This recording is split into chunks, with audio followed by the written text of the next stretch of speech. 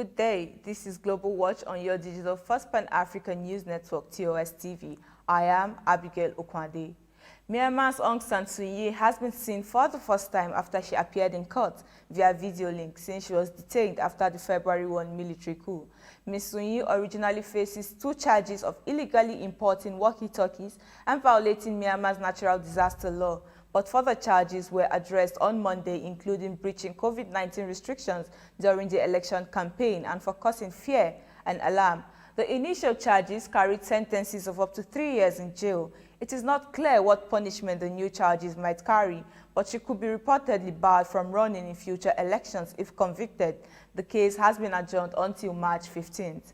Meanwhile, protesters took to the streets again despite Sunday seeing the deadliest day yet, with 18 protesters killed. Protesters defied the crackdown on Monday, demanding the elected government be restored and Ms. Suu Kyi and other leaders of her party, the National League for Democracy, be released from detention. Still on Myanmar, world leaders have strongly condemned the bloodiest crackdown yet.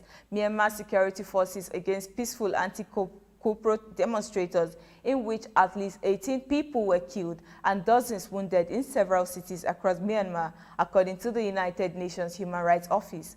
About 1,000 protesters demanding Aung San Suu Kyi's government be restored to power are believed to have been detained on Sunday. The UN Secretary-General Antonio Guterres urges the international community to come together and send a clear signal to the military that it must respect the will of the people of Myanmar as expressed through the election and the repression. Meanwhile, European Union diplomatic chief Joseph Borrell confirmed in a statement that the military authorities must immediately stop the use of force against civilians and allow the population to express their right to freedom of expression and assembly.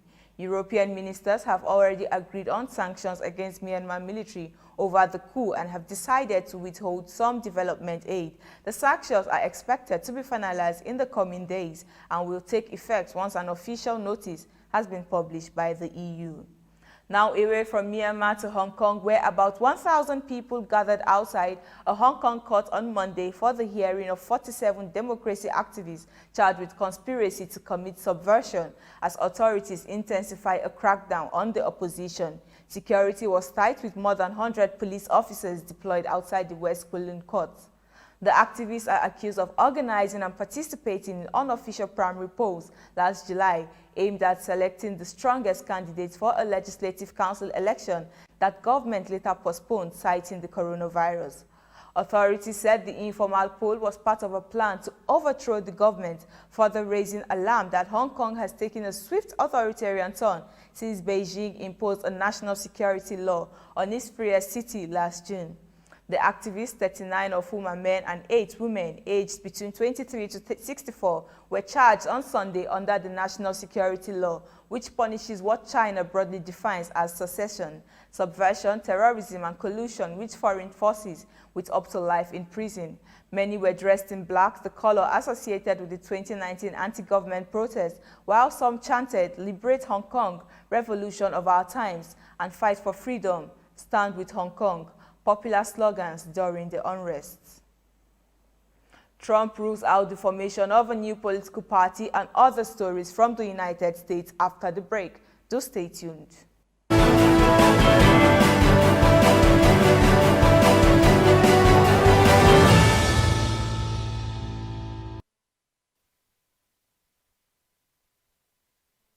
Welcome back. Former President Donald Trump, in his first speech since the Democrat Joe Biden became president, says he has no plans to launch a new political parties, telling conservatives in the conference in Florida that he would split the Republican vote.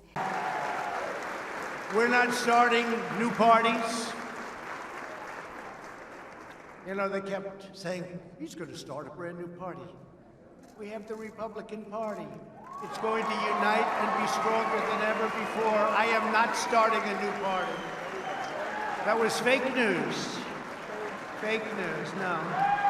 He also hinted that he might run for office again in 2024. Trump criticized his successor, Joe Biden, saying U.S. policy had gone from America first to America last. The Conservative Political Action Conference, CPAC, is the country's largest meeting of the conservative activists and politicians and usually gives insight into the direction of the Republican Party. Trump's appearance at the meeting on Sunday suggests that he has continued influence over the party, despite some senior politicians distancing themselves recently from the ex-president.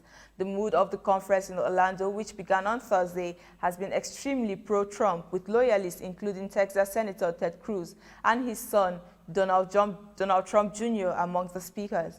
The former president remains banned from the social media platforms, including Facebook and Twitter, over his response to January's deadly riot in the U.S. Capitol. In a statement on Sunday, the United States Department of State said, Zalami Khalid said he will meet with Afghan leaders and Taliban delegates in Kabul and Doha and hold discussions on the way ahead with Afghan leaders, government officials, and representatives of the Taliban. The Department of State did not provide dates or details. The statement came after a year after the administration of former Donald Trump and the Taliban signed a historic accord in Qatari capital Doha, in which Washington agreed to withdraw all its troops from Afghanistan in exchange for the promise from the armed group to stop visiting al-Qaeda fighters and the launching of peace negotiations with the Afghan government. The Taliban also issued a statement marking the anniversary of the Doha Accord, saying it has fulfilled its commitment under the agreement, ceasing attacks on the provincial capitals and the targeting of major military and intelligence centers. It also reiterated its demand for the withdrawal of all U.S. troops from Afghanistan, the removal of the Taliban leaders from a United Nations blacklist, as well as the release of most of its prisoners.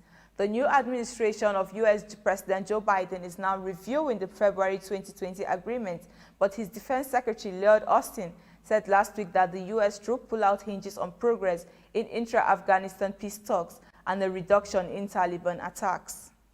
Still on politics, but in Armenia this time around, Armenian President Armen Sargsyan on Sunday refused to sign an order from Prime Minister Nikol Pashinyan, dismissing the head of the army, further aggravating the political crisis in the country, where several thousand people again took to the streets. The presidency explained in a statement that the president, within the framework of the powers conferred on him by the Constitution, has returned the text ordering the dismissal of the head of the army with objections. The statement also added that the political crisis cannot be resolved by frequent changes of officials.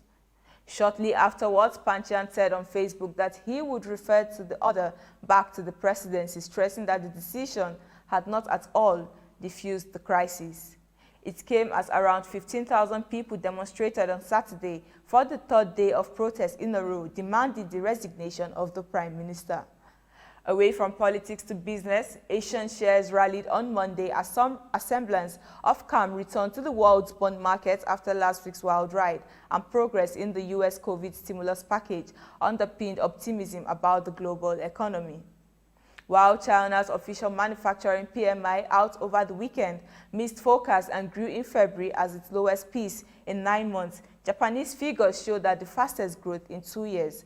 MSCI's broadcast index of Asia-Pacific shares outside Japan edged up 0.8% after shedding 3.7% last Friday. Japan's Nikkei rallied 2.1%, while Chinese blue chips added 0.5%. Nasdaq figures bounced 1.2% and S&P 500 futures 0.9%. Eurostoxx 50 futures and FTSE futures both rose 1.1%. Global bonds have stabilized after central banks from Asia and Europe provided reassurance that policy support remains in place. And that is it on Global Watch. For more updates, do visit our website at www.tostvnetwork.com. Do follow and like TOS TV Network on Facebook, Twitter, and Instagram. And remember to subscribe on YouTube. Remain safe.